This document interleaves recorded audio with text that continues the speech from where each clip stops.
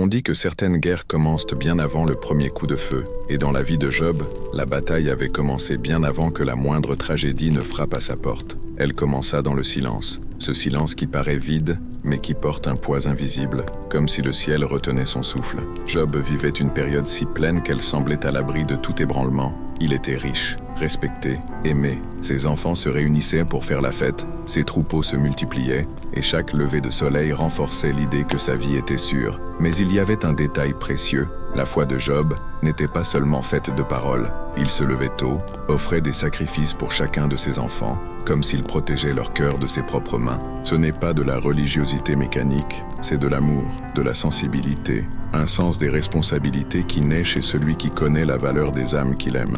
Dieu voyait cela, et ce n'était pas seulement observé, c'était admiré. Job n'était pas parfait, mais sa sincérité impressionnait le ciel. Seulement, il y a quelque chose de profond que peu de gens perçoivent.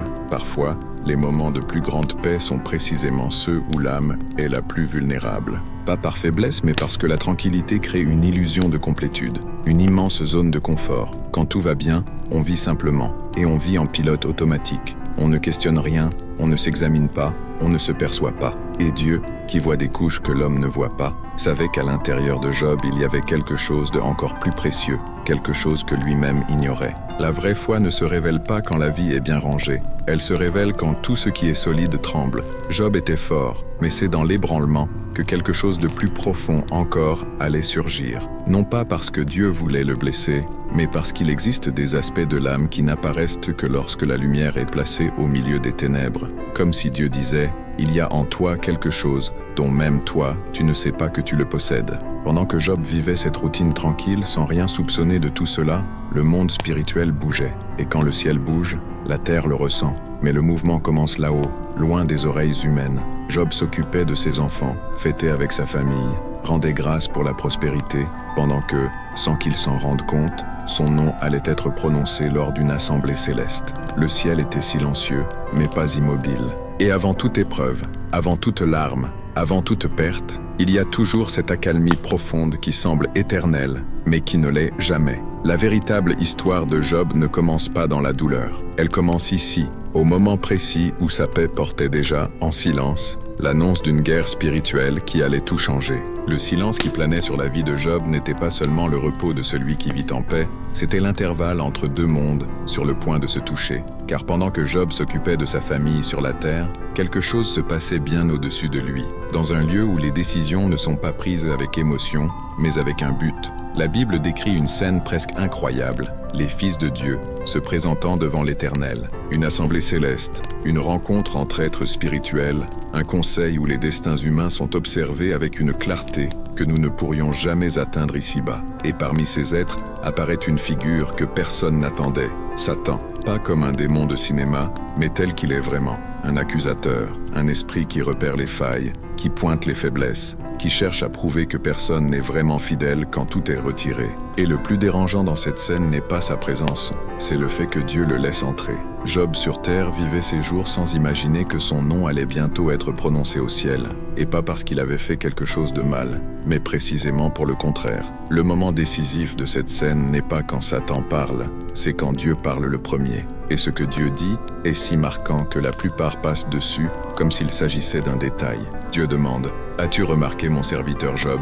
Ce n'est pas Satan qui vient accuser Job, c'est Dieu qui le désigne en exemple. C'est Dieu qui met son nom sur la table. Et cela change toute la compréhension de l'histoire. Dieu ne livre pas Job à la souffrance. Il défend Job. Il réaffirme devant tout le ciel qu'il existe un homme qu'il aime non pour ce qu'il reçoit, mais pour ce que Dieu est. Satan, maître dans l'art de déformer les intentions, répond avec du venin dans la voix. Il ne te craint que parce que tu l'as entouré de bénédictions. Voilà l'accusation. En d'autres termes, il ne t'aime que pour ce qu'il gagne. Et cette phrase résonne encore aujourd'hui, car elle touche le point le plus sensible de la foi humaine. Notre fidélité tiendrait-elle à un effondrement brutal ? Notre amour pour Dieu survivrait-il à une chute brutale ? C'est exactement cela que Satan a mis en doute. Pas la moralité de Job, pas ses actes, mais la racine même de sa foi. Et c'est là que l'intrigue devient plus profonde que n'importe quel drame jamais écrit. Dieu aurait pu simplement ignorer Satan. Il aurait pu clore l'assemblée par son autorité absolue.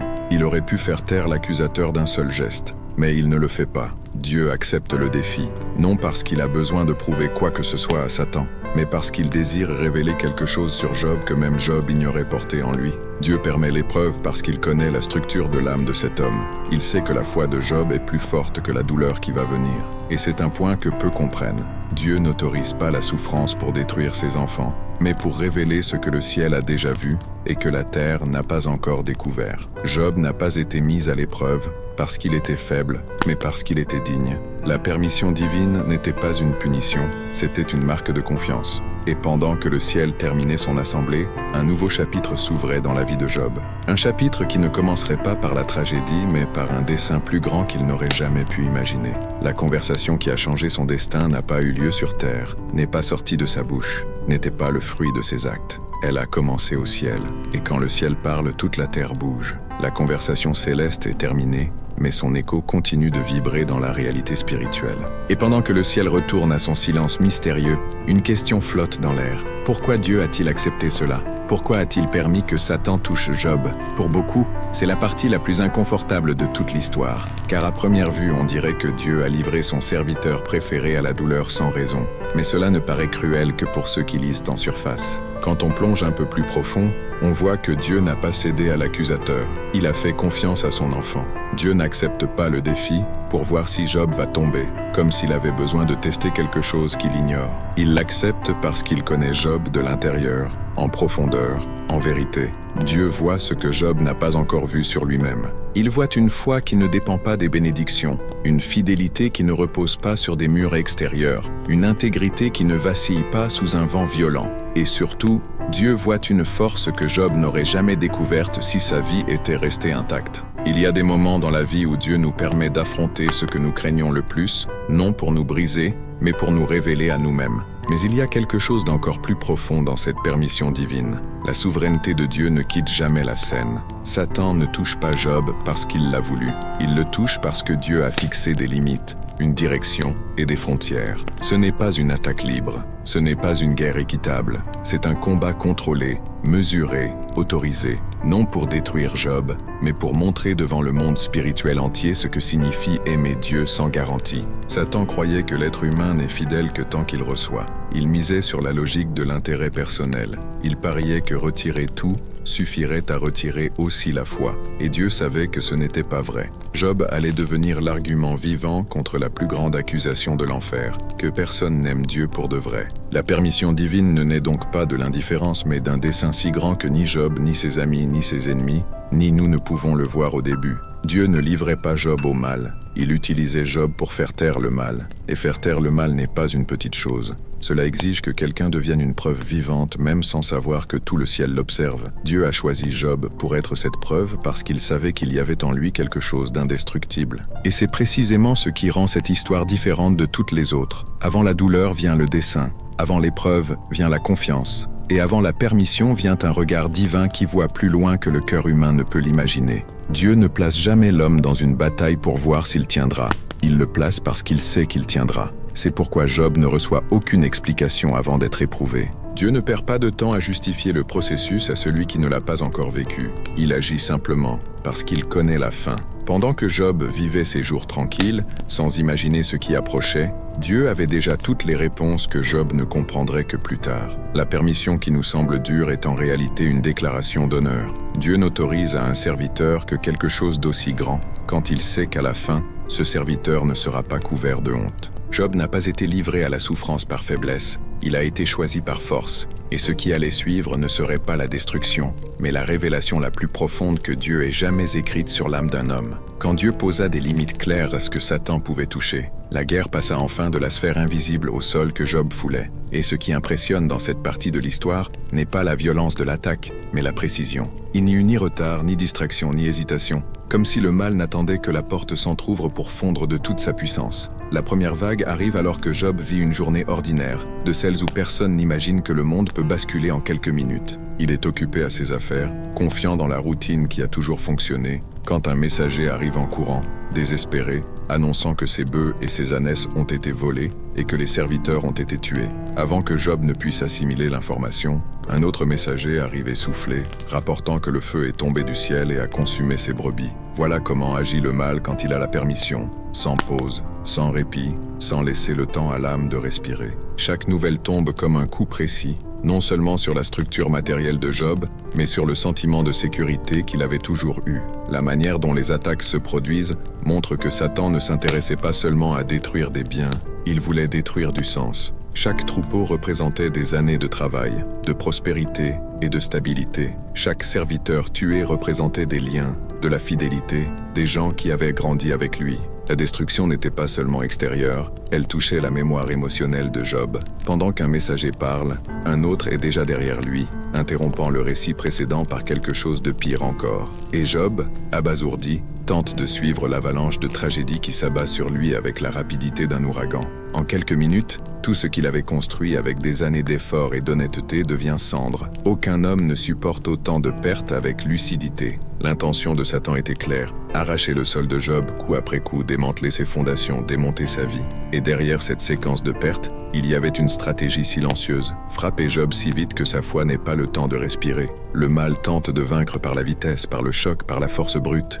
Il veut briser non seulement ce que nous avons, mais aussi ce que nous croyons être. Mais même après avoir perdu sa richesse et son œuvre, le cœur de Job tenait encore debout. Le mal le savait, et quand il voit qu'il ne l'a pas encore brisé, il prépare le coup le plus brutal de tous, ses enfants. La nouvelle arrive en dernier, comme si elle avait été gardée pour détruire ce qu'aucune tragédie précédente n'avait réussi à atteindre. Un vent puissant frappe la maison où ses enfants étaient réunis. La structure s'effondre et tous meurent. Ce père qui se levait tôt pour offrir des sacrifices pour chacun d'eux se retrouve face à une douleur irréparable. Il est impossible d'imaginer le poids de cet instant. Job déchire son manteau, se prosterne à terre, touche la poussière de son visage, non comme quelqu'un qui abandonne, mais comme quelqu'un qui atteint la limite de ses forces. Et pourtant, de sa bouche ne sort aucune malédiction. Il prononce une phrase qui résonne à travers l'histoire. L'Éternel a donné, l'Éternel a ôté, que le nom de l'Éternel soit béni. Job ne comprend rien à ce qui arrive, ne voit pas le ciel, n'entend pas Dieu expliquer,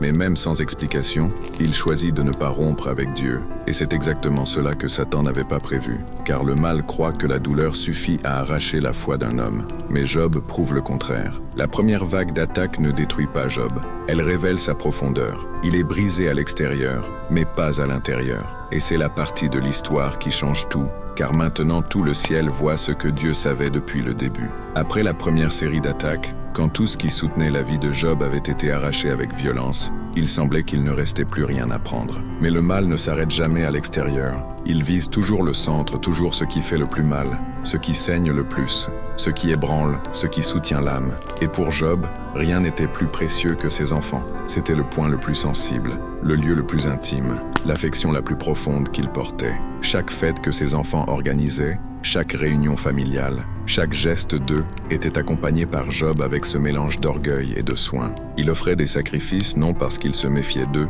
mais parce qu'il savait que le cœur humain est fragile, et il voulait les protéger spirituellement de ce qu'eux-mêmes ne voyaient peut-être pas. C'est pourquoi, quand le messager arrive annonçant que tous sont morts en même temps, écrasés sous l'effondrement de la maison où ils étaient réunis, ce qui se brise n'est pas seulement une partie de l'histoire de Job, c'est toute la structure émotionnelle qui soutenait ses jours. Perdre des biens fait mal, perdre la stabilité fait mal, perdre des serviteurs et des propriétés est dévastateur, mais perdre un enfant est déjà une douleur que beaucoup de parents ne supportent pas. Perdre les 10 est indescriptible. La description biblique est presque cruelle par sa simplicité. Il vint un grand vent, et la maison tomba sur les jeunes gens, et ils moururent tous, sans détail, sans consolation, sans explication, juste un fait sec, froid, direct, comme la vie parfois. Et l'image est brutale. Job face à une tragédie si grande que les mots ne peuvent l'atteindre. À cet instant, il n'y a plus de raisonnement, plus de logique, plus de force humaine. C'est le genre de douleur qui vous coupe le souffle.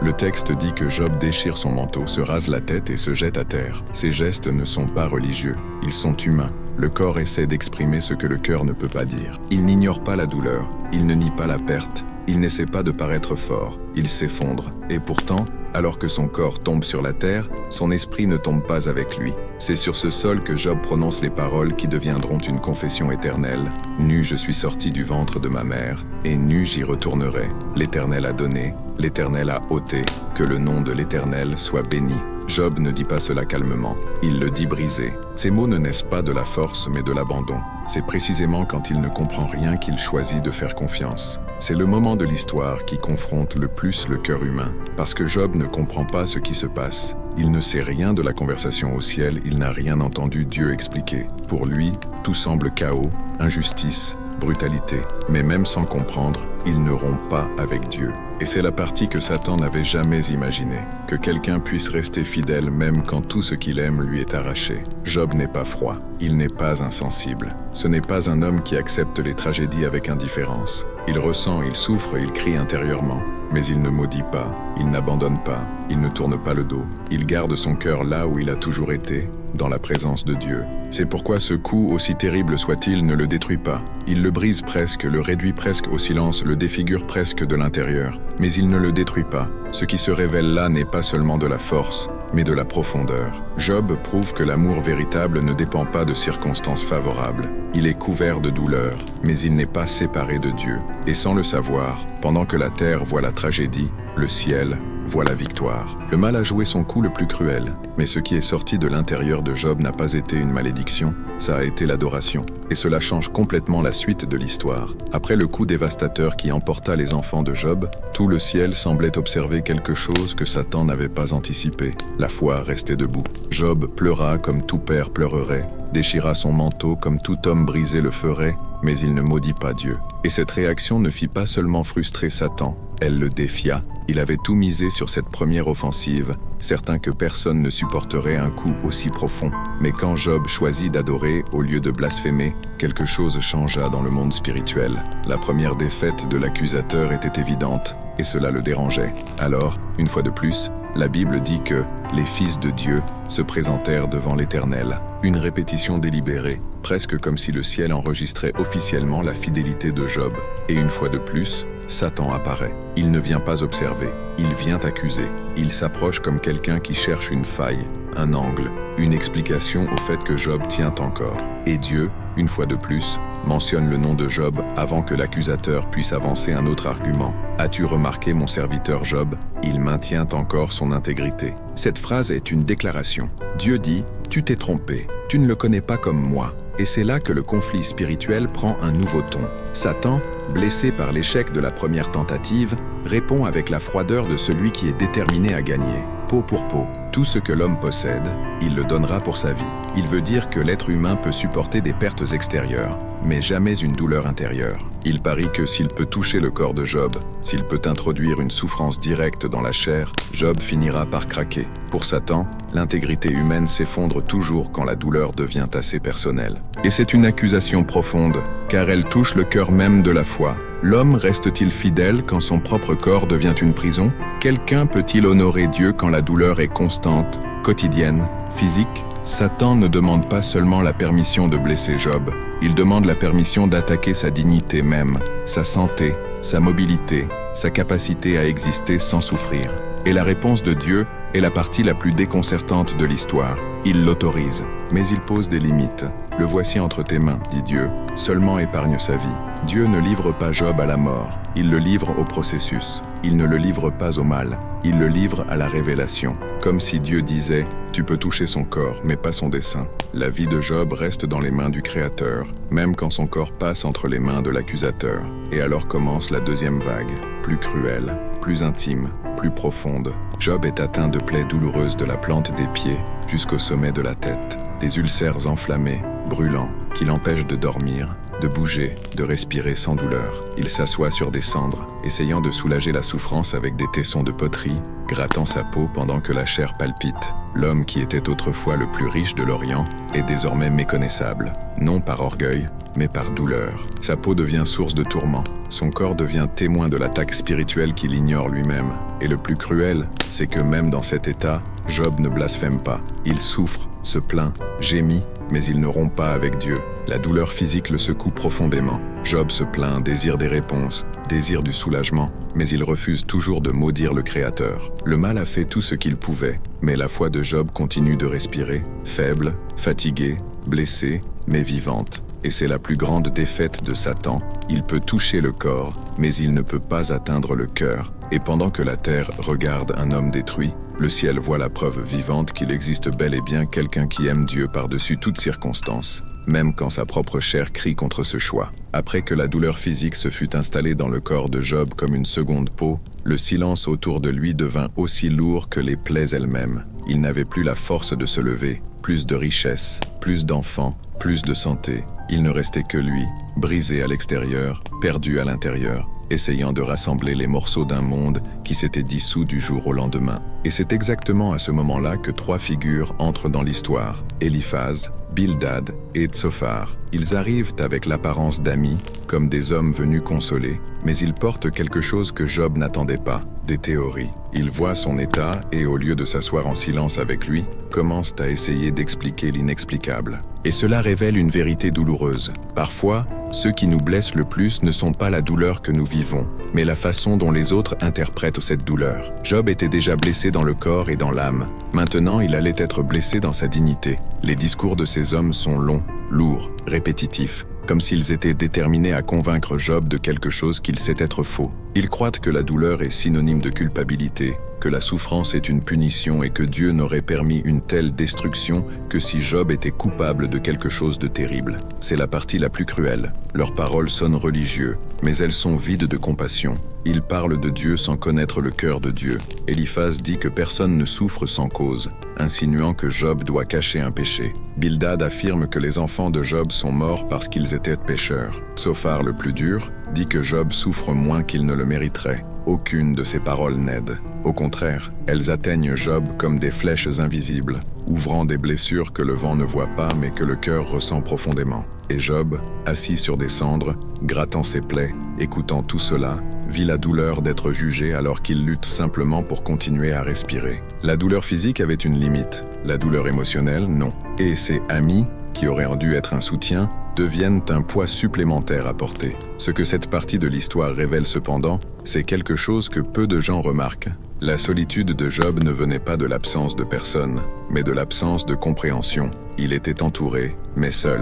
Et c'est là que le livre de Job touche quelque chose d'universel, l'expérience de souffrir en étant mal compris. Job sait qu'il ne vit pas une punition. Il sait qu'il n'a commis aucune malice cachée. Et pourtant, personne ne le croit. Il essaie d'argumenter, d'expliquer, d'ouvrir son cœur. Mais ses amis sont plus intéressés à défendre leurs propres idées sur Dieu qu'à écouter ce que Job ressent vraiment. Et c'est là qu'on voit à quel point la douleur humaine peut s'approfondir quand elle rencontre l'incompréhension. Job ne lutte pas seulement contre le mal qui l'a touché, il lutte contre le jugement de ceux qui pensent connaître son histoire mieux que lui-même. Malgré tout, Job n'abandonne pas son intégrité. Même sous pression, même blessé par ceux qui auraient dû comprendre, il continue de chercher une réponse, pas des hommes, mais de Dieu. Et cette quête silencieuse prépare la scène pour le moment le plus important de sa vie, l'instant où le Créateur lui-même brise le silence et lui parle, non pour expliquer la douleur, mais pour révéler la grandeur. La présence des amis n'a pas guéri Job, elle a exposé la profondeur de son caractère. Après tant de dialogues épuisants avec ceux qui auraient dû l'aider,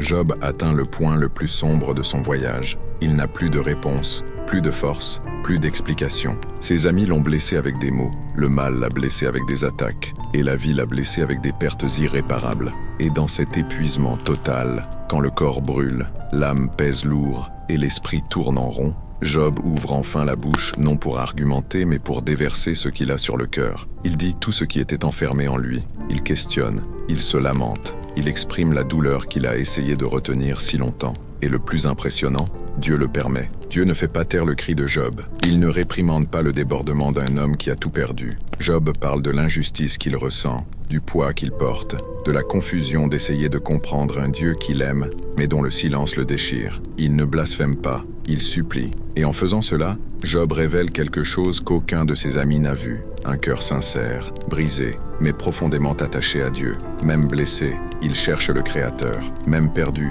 il parle à Dieu. Sa foi n'est pas parfaite, mais elle est vivante. Et Dieu ne méprise jamais le cri d'un cœur vivant. Alors, après des chapitres entiers de silence divin, quelque chose arrive qui change complètement le ton de l'histoire. Dieu parle, mais il ne parle pas comme beaucoup l'imaginent. Il n'apparaît pas avec une voix douce, ni avec des explications détaillées, ni avec des réponses directes à chaque tragédie. Dieu répond du milieu d'un tourbillon. Cette image est puissante. Ce n'est pas une tempête destructrice, c'est une présence majestueuse. C'est la manifestation du Créateur qui s'approche de la souffrance d'un homme qui a crié avec sincérité. Et les paroles de Dieu ne viennent pas sous forme de consolation immédiate, elles viennent sous forme de questions. Des questions qui ne rapetissent pas Job, mais qui le repositionnent. Où étais-tu quand j'ai fondé la terre? Peux-tu faire lever la lumière du matin? As-tu déjà marché dans les profondeurs de l'océan? Ce n'est pas de l'arrogance, ce n'est pas de l'humiliation, c'est de la révélation. Dieu ne dit pas « tu ne sais rien », il dit « le monde est bien plus grand que le morceau de douleur que tu vois en ce moment ». Il élargit l'horizon de Job. Il montre qu'il y a de l'ordre là où Job ne voit que du chaos. Qu'il y a un dessein là où Job ne voit que de la souffrance. Qu'il y a de la grandeur là où Job ne voit que de la perte. En d'autres termes, Dieu ne répond pas à la question « pourquoi ?». Il répond en montrant « qui ». Et cette réponse change tout. La parole de Dieu ne résout pas la souffrance sur le moment, mais elle réorganise l'esprit de Job. La présence divine lui redonne quelque chose qu'aucun argument humain n'avait pu lui rendre, la perspective. Il réalise qu'il essayait d'interpréter la vie à partir de la douleur, alors qu'il aurait dû l'interpréter à partir de Dieu. Et cela n'efface pas ses larmes, mais cela place chaque larme à sa juste place. Le plus impressionnant, c'est que Job ne reçoit aucune explication sur la conversation au ciel, sur le défi avec Satan, sur la raison de chaque perte. Il ne découvre rien du backstage spirituel de sa propre histoire. Et cela révèle l'essence de sa foi. Job se rend non parce qu'il comprend, mais parce qu'il retrouve Dieu. Quand Dieu a fini de parler, Job répond avec une humilité qui n'est pas une défaite, mais une maturité. Je parlais de ce que je ne comprenais pas. Il ne s'accuse pas, il se reconnaît. Et c'est l'une des plus belles vérités de l'histoire. Dieu n'est pas venu expliquer la douleur, il est venu soutenir l'homme. Il n'est pas venu résoudre le passé, il est venu transformer le présent. Job n'a plus toutes les réponses après cela, mais il a la présence. Et pour quelqu'un qui a tout perdu, retrouver Dieu suffit largement à recommencer. Après que Dieu a parlé du tourbillon, le silence qui suit n'est plus lourd comme avant, mais empreint de révérence. Job se tient devant quelque chose qu'il n'avait jamais expérimenté, la présence de Dieu non comme concept, mais comme réalité tangible, vivante, fulgurante, une présence qui n'élimine pas la douleur, mais illumine l'âme. Et devant cette réalité, Job ne réagit pas avec orgueil, ni avec excuse, ni avec entêtement. Il réagit avec honnêteté. Il réalise que pendant tout le processus, il a essayé d'expliquer l'inexplicable, de comprendre l'incompréhensible et de placer sa douleur au-dessus d'une vision que seul Dieu possède. Non parce qu'il était arrogant, mais parce qu'il était blessé. Et Dieu comprend les blessés. C'est pourquoi la réponse de Job n'est pas un discours préparé, c'est une reconnaissance profonde. Il dit « Je ne te connaissais que par ouï-dire, mais maintenant mes yeux t'ont vu ». Cette phrase dit tout. Job veut dire « Je connaissais Dieu par la théorie, mais maintenant je le connais par l'expérience ». Il ne s'annule pas, il mûrit.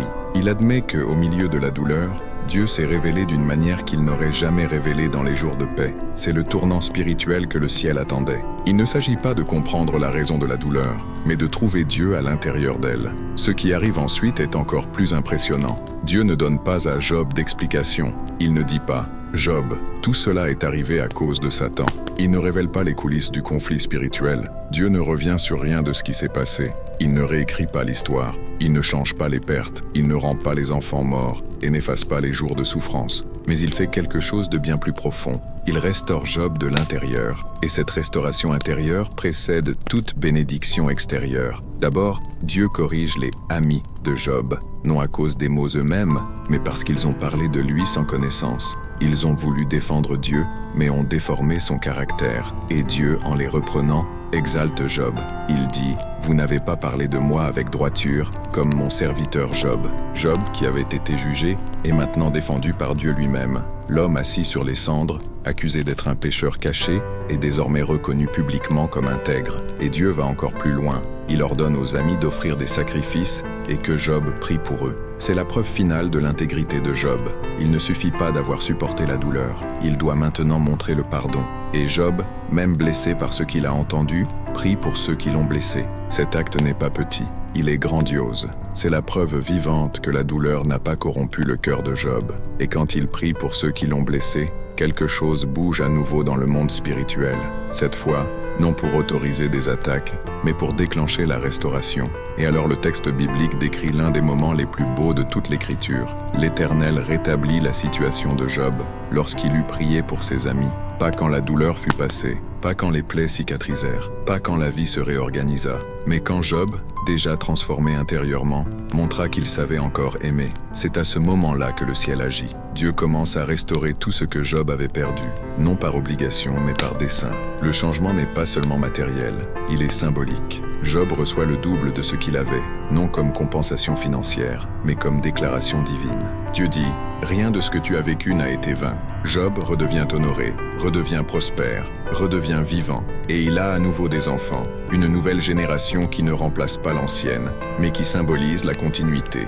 La douleur n'est pas effacée, mais elle est rachetée. Job vit ensuite encore 140 ans. Il voit des enfants, des petits-enfants et des arrière-petits-enfants, et il meurt, vieux et rassasié de jours. Cela ne veut pas dire qu'il n'a jamais repensé à la douleur, mais que la présence de Dieu fut plus grande que tout ce qu'il avait perdu. La foi qui résista à l'ombre de la mort est la même foi qui respire maintenant sous la lumière de la restauration. Et c'est ce tournant, cette réponse, que le ciel savait depuis toujours que Job serait capable de donner. L'histoire de Job, après la restauration, ne finit pas avec un homme triomphant, exhibant ses nouvelles conquêtes. Elle finit avec un homme différent, un homme qui a vu sa vie s'effondrer sans avertissement, qui a senti son cœur saigner d'une façon qu'on ne devrait jamais ressentir, qui a été accusé par ceux qui auraient dû le protéger, qui a affronté des doutes qu'il n'aurait jamais imaginé porter, et qui, malgré tout, a trouvé Dieu au milieu de tout cela. Le grand tournant n'est pas que Job a reçu le double de ce qu'il avait. Le grand tournant est qu'il a gagné une vision de Dieu qu'il n'aurait jamais eue dans les jours tranquilles.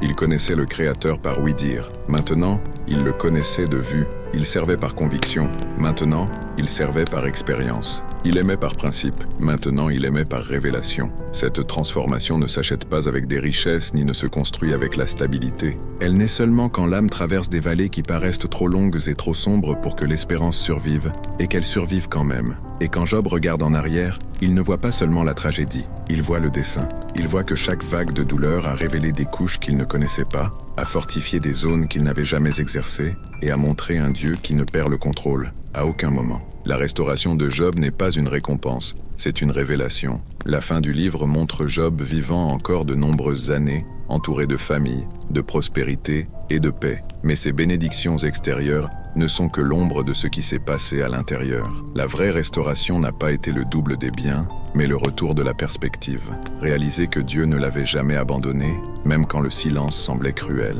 Comprendre que l'amour de Dieu ne se mesure pas à ce qu'il évite, mais à ce qu'il soutient. Découvrir que la foi la plus profonde naît précisément quand tout ce qui soutenait la vie s'effondre et qu'il reste encore quelque chose en nous qui dit « Je continue ». Job n'en est pas sorti indemne, il en est sorti transformé. Et c'est la vérité qui traverse les siècles. Dieu n'arrête pas l'histoire pour nous expliquer la souffrance. Il marche avec nous au milieu d'elle. Il n'élimine pas la tempête, mais il apparaît dans le tourbillon. Il n'empêche pas que nous soyons blessés, mais il empêche que nous soyons détruits. C'est pourquoi la fin de Job n'annule pas sa douleur, elle la rachète. Job ne devient pas le symbole de quelqu'un qui a gagné parce qu'il n'est jamais tombé, mais parce qu'il s'est relevé avec quelque chose de plus grand que ce qu'il avait avant. La douleur n'a pas été un châtiment, elle a été un portail. Et Job a traversé ce portail avec une âme marquée, oui, mais marquée par Dieu, pas par le mal. Et quand on referme cette histoire, on réalise quelque chose qui est peut-être le plus grand secret du livre entier. Job n'a jamais su du dialogue entre Dieu et Satan, jamais su du pari spirituel, jamais su que tout le ciel l'observait, jamais su que sa foi a démantelé les accusations de l'ennemi. Il a vécu toute sa douleur sans savoir qu'il y avait un dessein plus grand, et cela nous parle beaucoup. Parfois nous traversons des douleurs qui paraissent sans sens, des pertes qui paraissent injustes, des silences qui paraissent interminables. Et comme Job, nous n'avons aucune idée que le ciel a vu en nous quelque chose que nous-mêmes ne voyons pas encore. L'histoire de Job ne parle pas de souffrance, elle parle de sens, d'un Dieu qui n'évite pas les vallées, mais qui transforme les hommes à l'intérieur d'elles. De quelqu'un qui, même sur des cendres, a gardé quelque chose qu'aucune attaque n'a pu lui arracher, la fidélité. Et c'est pourquoi la fin du livre n'exalte ni la douleur ni le mal. Elle exalte Dieu, le Dieu qui met l'or au feu, non pour le détruire, mais pour le faire briller d'une intensité que seul le feu peut révéler. Job est entré dans la vallée comme un homme intègre, et il en est sorti comme un homme profond. Et c'est le grand message du script que nous venons de construire. Quand tout ce que tu possèdes t'est arraché, Dieu montre qui tu es, et qui il est, toujours.